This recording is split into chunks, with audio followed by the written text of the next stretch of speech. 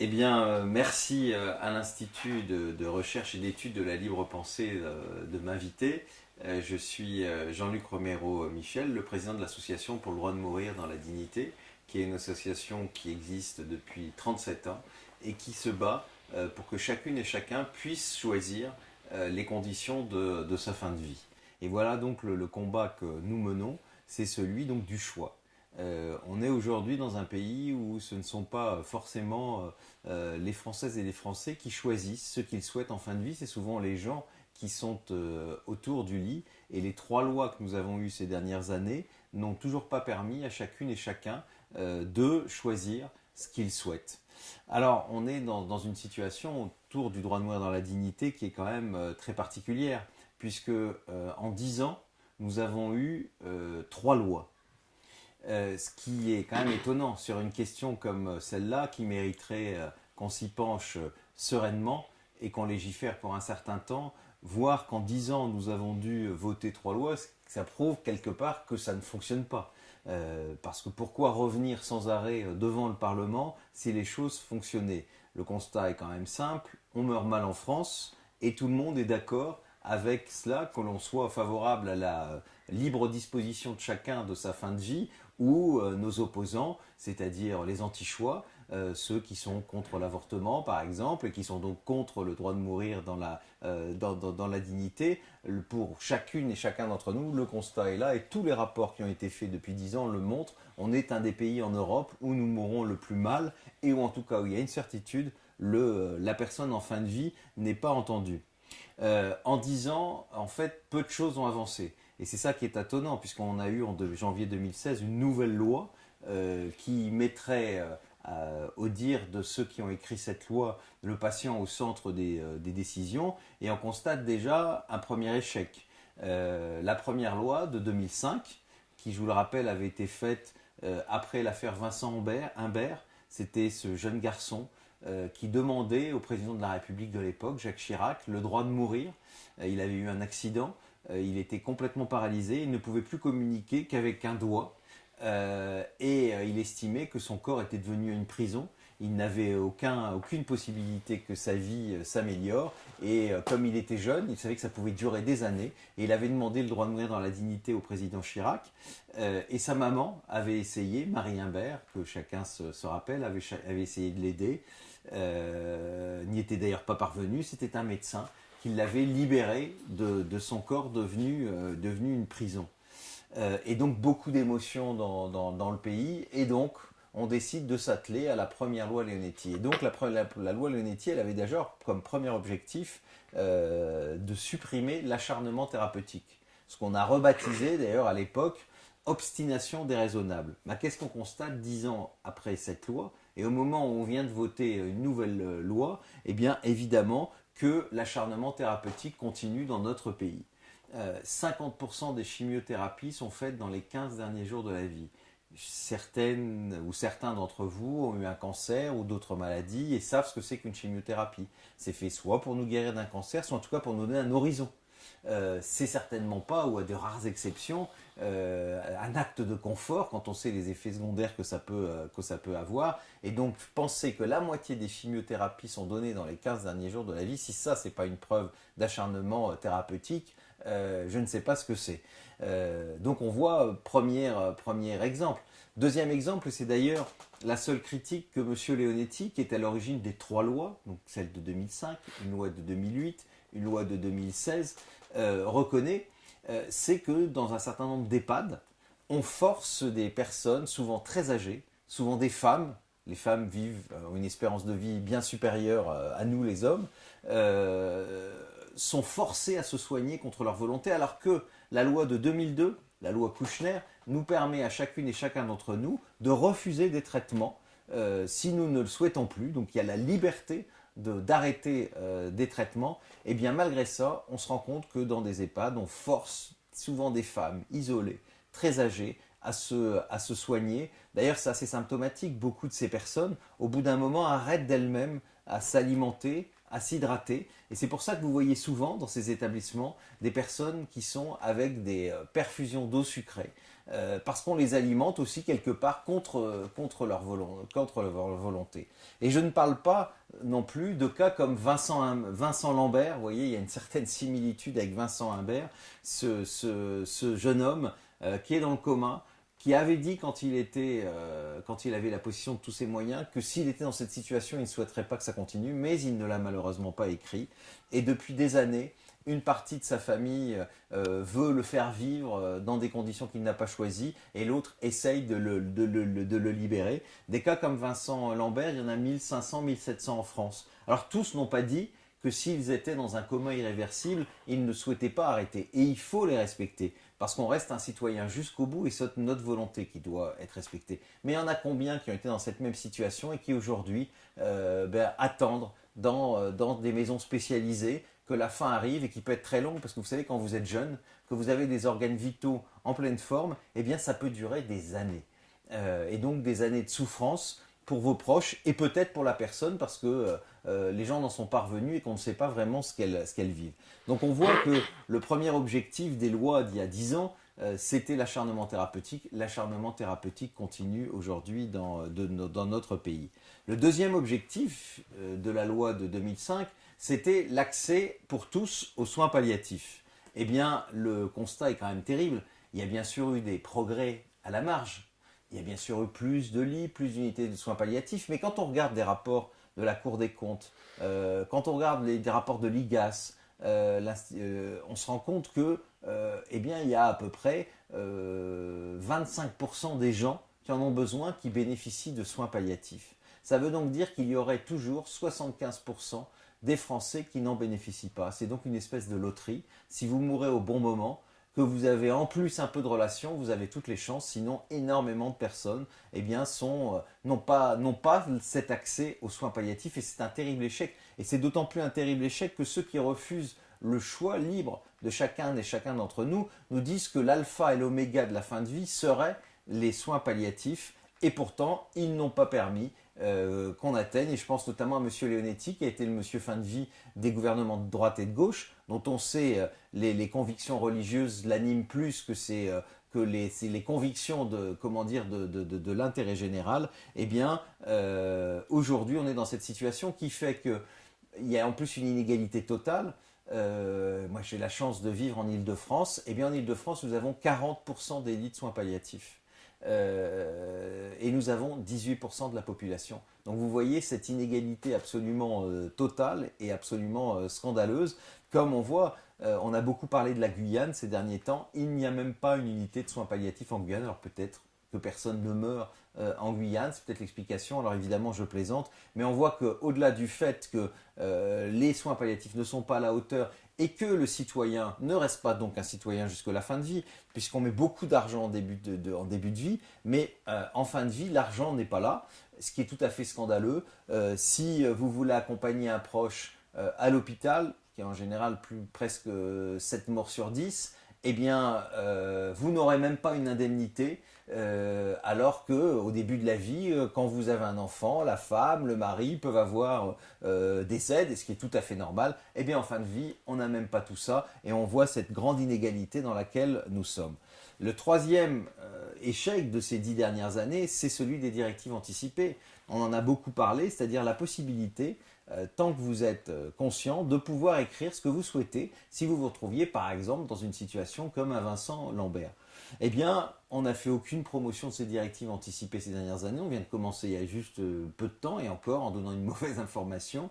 Et à peine 2,5% des mourants ont écrit des directives anticipées, c'est-à-dire quelques dizaines de milliers de Français, alors que c'était depuis 2005 l'alpha et l'oméga aussi de nos politiques, que les gens puissent écrire ce qu'ils souhaitent en fin de vie. Eh bien, on voit que dans ce domaine, c'est un échec, parce que hormis l'ADMD et les associations qui la soutiennent, personne n'a fait la promotion de ces directives anticipées. Et puis, ces 10 dernières années, il faut le savoir, quand on se bat pour le droit de choisir en fin de vie, qu'aujourd'hui, d'après l'INED, l'Institut national des études démographiques, la grande étude sur la fin de vie, qui est d'ailleurs celle qui est utilisée par tous les responsables politiques au Parlement quand il parle des questions, il y a un chiffre qu'il n'utilise jamais. C'est celui qui nous dit, dans cette étude, qu'il y aurait 0,8% d'euthanasie en France. C'est-à-dire, en gros, 4000, on a 570 000 morts par an, en gros, 4500 euthanasies par an. Alors, vous pourriez dire, vous vous battez pour la liberté, tant mieux pour celles et ceux qui ont pu obtenir à leur demande un produit létal. Merci à ces médecins très courageux qui ont pris des risques pour sauver les personnes. Sauf que quand on regarde l'étude de près, ben on a de sacrées suées froides, puisque à peine 0,2% des gens ont demandé à recevoir un produit létal. C'est-à-dire que sur les 4500 personnes dont je vous parlais, 1100 ont demandé à être aidés et 3400 personnes tous les ans ont reçu un produit létal contre leur volonté, ce qui est, vous l'imaginez, une dérive absolument totale et qui n'est absolument pas le combat de la DMD ou de libre penseurs, qui est qu'on respecte la volonté de la personne et pas celle de tiers. Eh bien, nous sommes dans cette situation, c'est-à-dire que nous sommes en France en pleine dérive. Puisque des gens sont aidés sans avoir rien demandé. Et on ose d'ailleurs nous dire que si nous avions une loi, il pourrait y avoir des dérives, alors qu'on sait que dans les pays qui ont des lois, c'est tout à fait tout le contraire, parce qu'on sait bien qu'une loi, et quand on est un républicain, un démocrate, une loi, ça protège d'abord le plus faible. En l'occurrence, la personne qui est malade, la personne qui est en fin de vie. Et enfin, pour faire le bilan de la situation dans laquelle nous sommes en France, avant de nous dire ce qu'on peut espérer quand on souhaite ce droit de mourir dans la dignité et ce choix, surtout, c'est que comment se fait-il que dans notre pays, depuis 10 ans, nous vivons au gré des affaires permanentes. La dernière étant celle de Anne Berthe, cette femme qui vit en Charente-Maritime, qui a annoncé aux médias qu'elle vit avec la maladie de Charcot, dont la fin peut être malheureusement terrible. Et cette femme a annoncé qu'elle allait partir en Belgique pour mourir dans la dignité comme elle le souhaite. On voit que comme seule alternative, on est obligé de fuir notre pays pour mourir dans la dignité. Eh bien, on a ce genre d'affaires à longueur de temps. Quand on est en province, qu'on voit la presse quotidienne régionale, il y a tous les jours un suicide d'une personne très âgée, un suicide d'une personne malade qui sait qu'elle va mourir dans des conditions difficiles et qui préfère anticiper et qui le fait forcément de façon violente parce qu'en France, 85% des suicides sont de manière violente. À peine 15% des gens peuvent bénéficier des médicaments qui vont les faire partir sans se rater, sans souffrance. 52% des suicides, c'est des personnes qui se pendent à la poutre du plafond. Voilà la situation dans laquelle on est. Et en face, qu'est-ce qu'on a? Eh bien, on a encore une fois de plus une loi faite par des médecins, pour des médecins, qui a prévu tous les devoirs des médecins, et tant mieux, mais qui lui laisse d'une certaine manière l'immense majorité des pouvoirs, alors que je pense très sincèrement, et nous pensons à la DMD, que la grande majorité des médecins, elle ne souhaite qu'une chose, c'est quand même d'écouter la personne qui est en fin de vie. Et évidemment, on ne lui donne pas les moyens de faire ce que pourraient souhaiter des personnes. Voilà. Alors nous souhaitons, les personnes qui se battent pour cette question, avoir une loi qui repose sur ces deux jambes. D'un côté, l'accès universel aux soins palliatifs et de l'autre côté, la légalisation de l'euthanasie et du suicide assisté et bien sûr des directives anticipées qui seraient opposables, c'est-à-dire obligatoires pour les médecins qui devraient obligatoirement les respecter. Je disais tout à l'heure, nous nous battons pour l'accès universel aux soins palliatifs et tous ceux qui sont opposés à notre loi, qui ne parlent que des soins palliatifs, n'ont pas fait leur job pour obtenir et pour avoir les crédits. Mais je voudrais aussi dire que les soins palliatifs, ça ne doit pas être obligatoire. En même temps, parce qu'il faut, dans ce domaine, être honnête, au risque de déplaire à certains. D'abord, il y a des personnes qui ont ce qu'on appelle des douleurs réfractaires, que rien ne peut les soulager. À quoi ça sert les soins palliatifs? Des cas comme Vincent Lambert, ou Humbert, à quoi ça servirait? Donc il faut reconnaître que les soins palliatifs ne résolvent pas toutes les situations. D'ailleurs, pourquoi se fait-il que dans un pays comme la Hollande, comme les Pays-Bas, il y a des euthanasies alors que l'accès est quasiment universel aux soins palliatifs, que ce n'est pas un choix entre on va dans l'un parce qu'il n'y a pas les autres, c'est pas du tout ça. Aux Pays-Bas, c'est 4% des morts. 4% des morts, certains diront c'est pas tant que ça. Bah, imaginez en France, sur nos 570 000 personnes, ça voudrait dire plus de 20 000 euthanasies par an ou suicides assistés. C'est-à-dire plus de 50 euthanasies par jour.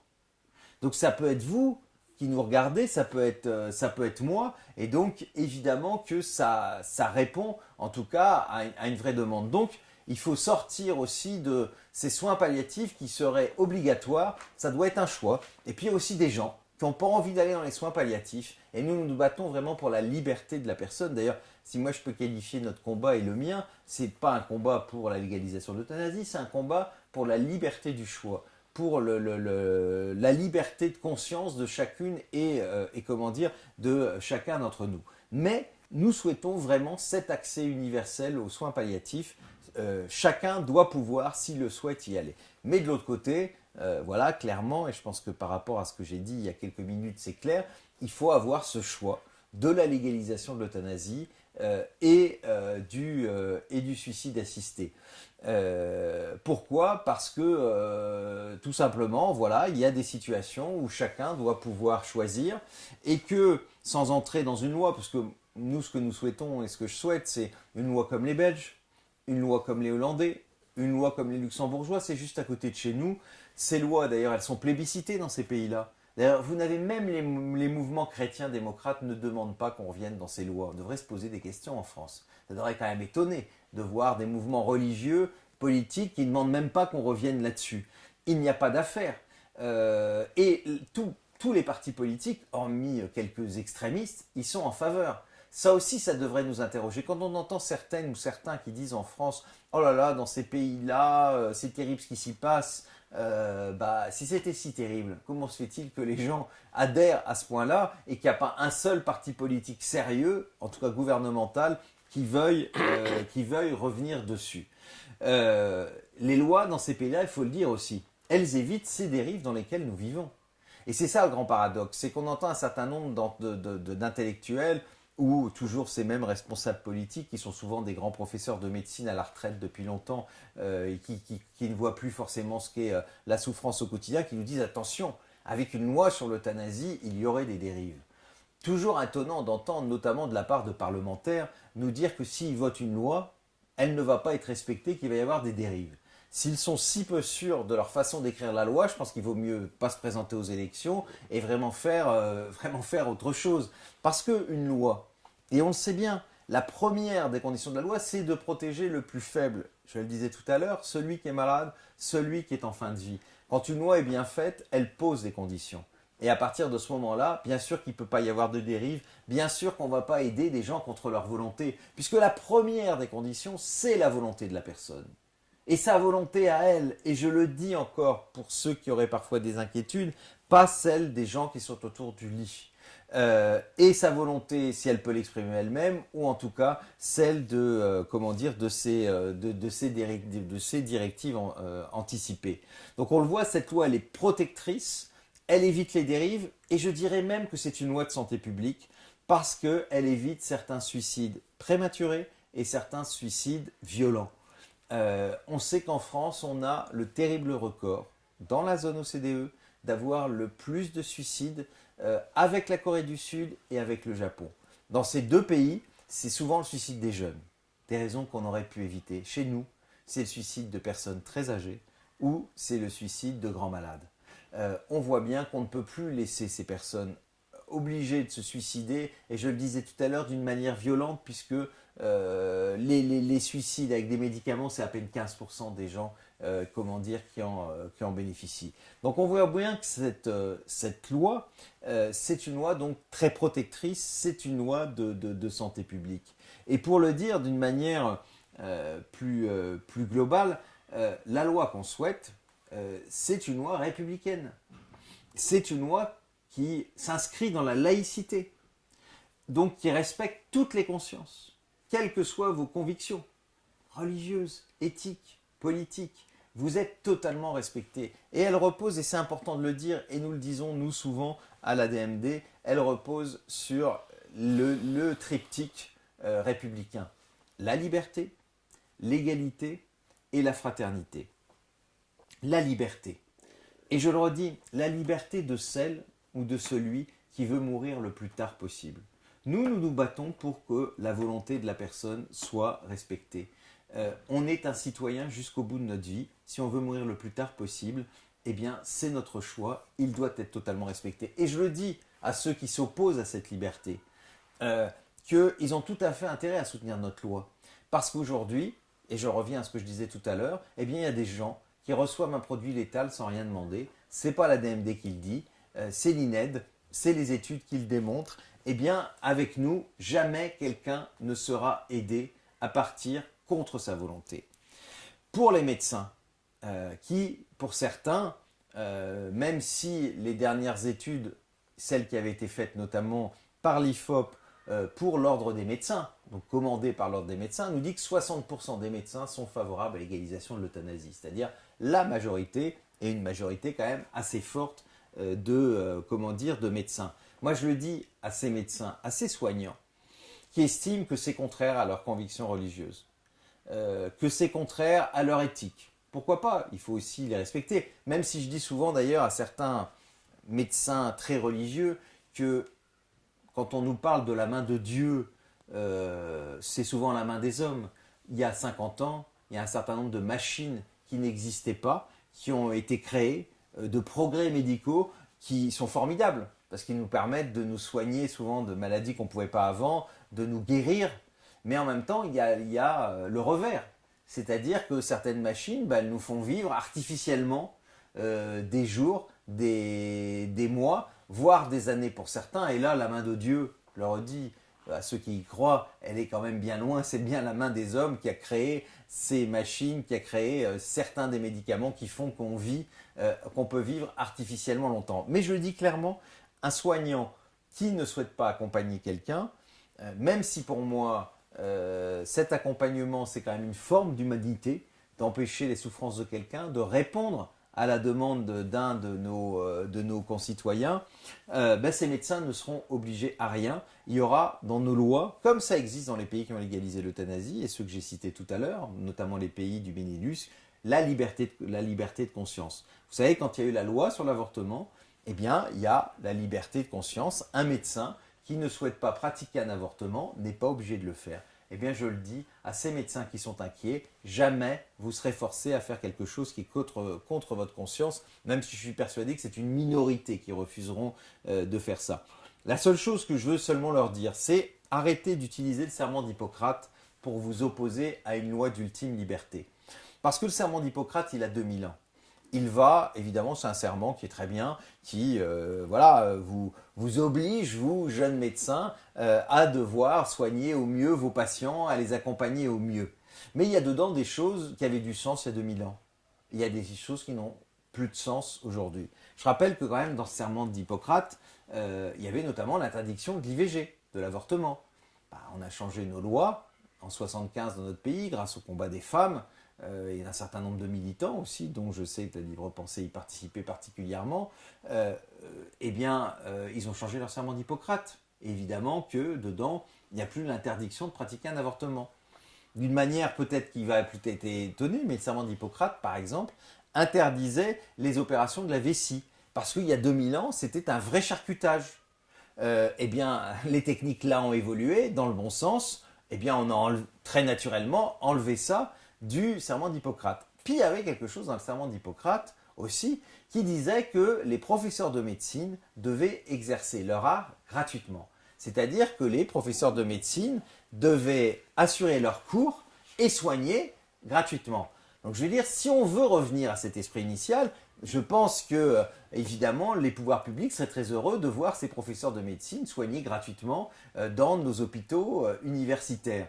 Évidemment, je plaisante. Parce que c'est normal que des gens qui ont fait 10 ans, 15 ans d'études puissent être rémunérés. Ils n'ont pas de fortune personnelle pour la plupart. Et ces études, ils nous soignent, ils nous guérissent ou ils enseignent. Mais en même temps, c'est quand même étonnant que ça, qui était dans ce serment, ils ont été bien contents de l'enlever le jour où les choses ont changé dans le domaine-là. Donc je leur dis, arrêtez de vous arc-bouter sur certains éléments de 2000 ans. Comprenez qu'aujourd'hui, les gens souhaitent pouvoir décider ce qui est le mieux pour eux en fin de vie. Et donc, ne vous opposez pas, ne refusez pas une loi au principe de votre serment d'Hippocrate. Et puis même en raison de votre opposition, parce que vous avez le droit de vous y être opposé, vous êtes protégé par la loi, puisqu'elle donne la liberté de conscience. Et puis, sur la liberté, enfin, la liberté de celles et ceux qui n'en peuvent plus, parce que dans une république laïque, il n'y a pas un principe supérieur qui vous oblige à vivre le plus longtemps possible, et notamment dans la souffrance. Donc cette liberté, elle doit être accordée à tout le monde, et c'est un des principes fondamentaux de la loi que nous souhaitons. Le deuxième principe, c'est celui de l'égalité. Alors 100% d'entre nous allons mourir, j'espère ne pas annoncer de mauvaises nouvelles à celles et à ceux qui nous écoutent. C'est une réalité, même si dans notre société, vous savez, on voit de moins en moins les morts. Moi, quand j'étais enfant, j'ai vu à 13 ans mon père, parce qu'on le veillait à la maison pendant plusieurs jours. Aujourd'hui, moi, je connais nombre de personnes qui ont mon âge ou plus vieux, qui n'ont jamais vu un mort.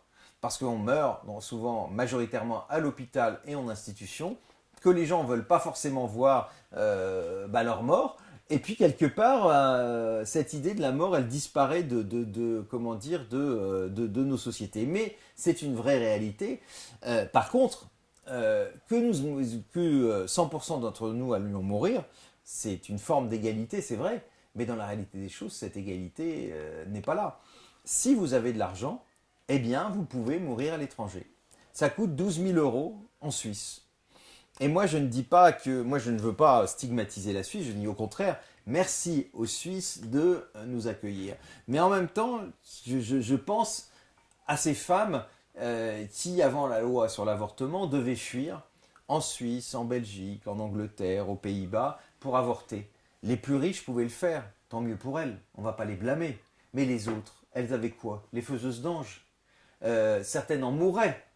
Eh bien, on est dans la même situation. Ceux qui ont de l'argent, ils peuvent aller à l'étranger. Et les autres, eh bien, ils se suicident d'une manière violente. C'est tout ce qui leur reste. Et on voit que la situation est d'ailleurs un peu similaire. Et que là, eh bien, il y a une vraie rupture de l'égalité. Et qu'elle est tout à fait scandaleuse. Et puis, l'autre exemple, où l'égalité aujourd'hui n'est pas réelle, en cas de la fin de vie, c'est si vous avez des relations, des connaissances, eh bien, vous allez pouvoir être aidé. Vous savez, moi, la première fois que je suis allé à une réunion de l'association pour le droit de mourir dans la dignité, il y avait une femme qui intervenait. Je ne savais pas qui était cette femme. Et en fait, cette femme était Mireille Jospin, la mère de l'ancien Premier ministre, une des créatrices de notre association. Et elle disait, vous savez, moi, je me bats dans cette association parce qu'il faut que chacun puisse avoir cette ultime liberté. Mais je ne me bats pas pour moi. Parce que moi, j'aurai les moyens de trouver les médicaments et je saurai comment faire. Effectivement, Mireille Jospin, le jour où elle a décidé de mourir, elle a eu accès aux médicaments qui lui ont permis de partir en quelques secondes sans aucune souffrance. D'ailleurs, sa fille, Noël Châtelet, a fait un très beau livre et un très beau film qui raconte cette histoire.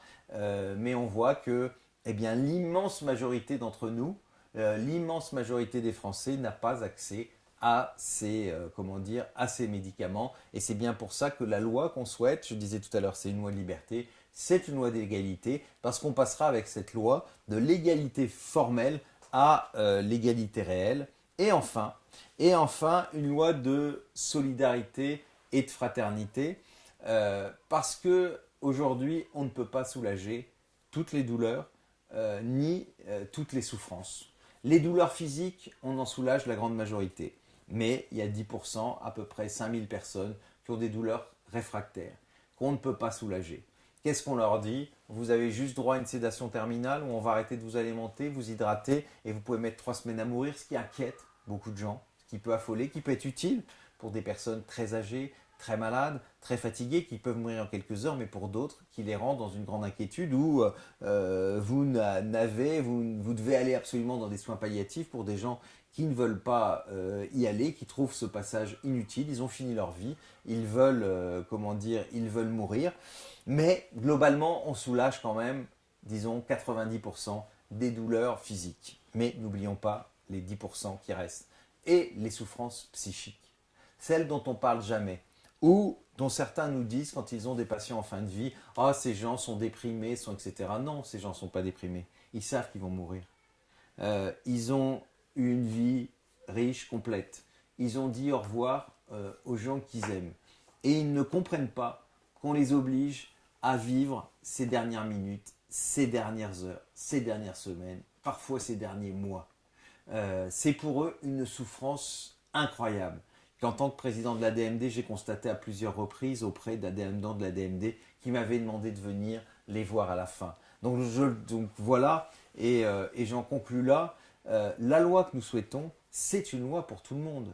Ce n'est pas une loi pour des militants simplement de l'euthanasie. Le mérite de cette loi et de ce droit nouveau qu'on va avoir, c'est un droit pour tout le monde.